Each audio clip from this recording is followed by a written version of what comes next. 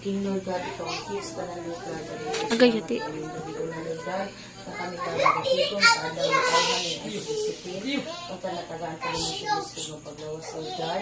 Kanunay o kana na tagaan mo siya o ka ng pabaskog sa paglawas, Lord God. Labi na sa iyong pagtrabaho, Lord God, dito sa laing nasod, Lord God. O kauban po sa iyang pamilya, Lord God.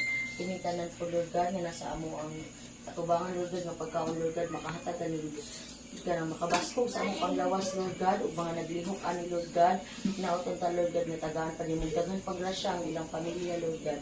Pinitanan ng pangayo, ito sa lamatan ng Diyan ko, pinagin ni Kristo. Amen. Amen. Ha!